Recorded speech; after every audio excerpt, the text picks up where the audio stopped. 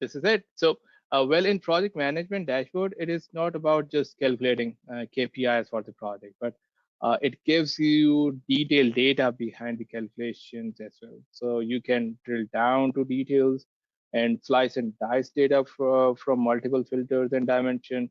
So there are a lot of features to show you. So instead of telling these things, let me show you how you can do it. All these cool stuff on project management dashboard. Let me share my screen for the demo.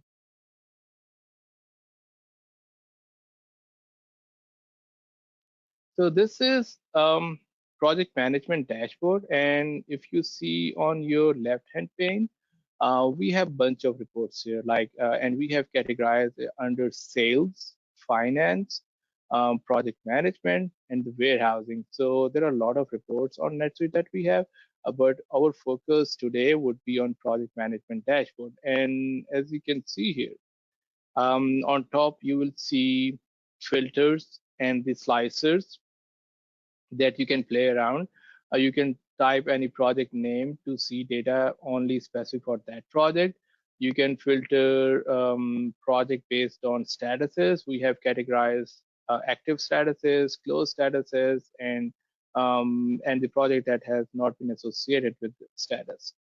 We can analyze this data for specific project manager and what are the project associated with the specific project manager.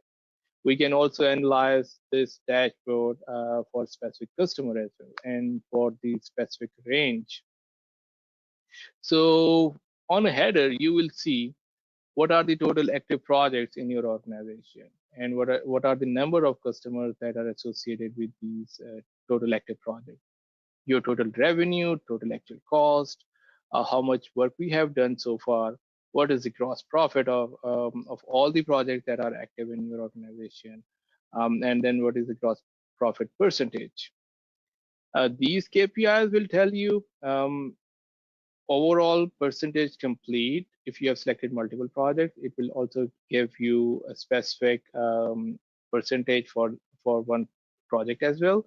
It will also give you actual profit versus estimated profit in your organization, slip and under and overbilling. And this is color coded. If it is something underbilling, that it will be highlighted as a red. These three visuals will tell you about total number of active project by statuses, by manager, and by customers. And you can see what manager is occupied with most of the project, and you can see which project manager need more attention based on the statuses. And we can also see number of project per customer.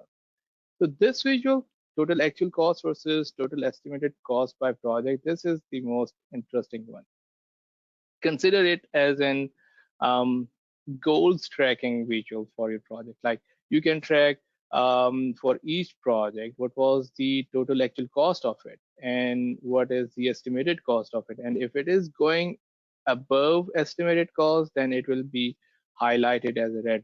And if you are interested to see what is the reason behind going out of budget, then you can just right click on it. You can see cost details of this project, and it will navigate you to another sub report for this specific project, and it will give you the same KPIs around materials, variance, over and under billing, and what is the total cost of it. You can see, you can further see materials, labors, and the others that are associated with your project. Like in case of materials, you can list down each and every material that is associated with this specific project. What is the count of it? What is the quantity of it? And what is the estimated amount of it? And you can click on this link that will navigate you to the NetSuite as well to see the actual record in the NetSuite. Same case with the labor. You can see the details around it, and for the others as well. Going back to our main dashboard. In this visual, you can track total revenue per project. You can see invoiced revenue, earned revenue, and the variance between it.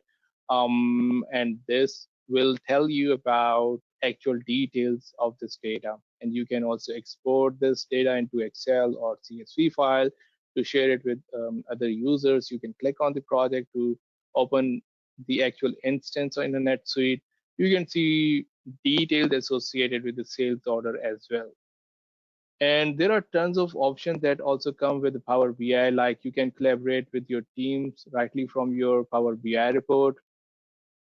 You can share it with your customer. For example, if your user don't want to get license on the NetSuite, you can just assign a Power BI Pro license to those customers or or your users, and then we don't need Power NetSuite license to give them access on these dashboards. And we only need one NetSuite user for this whole dashboard. We don't need specific license for each one who is going to consume this dashboard. So there are tons of features and benefit of using this project management dashboard. So this is it about the demo. Over to you, Ilya. I have a couple of questions here that I just saw in the audience.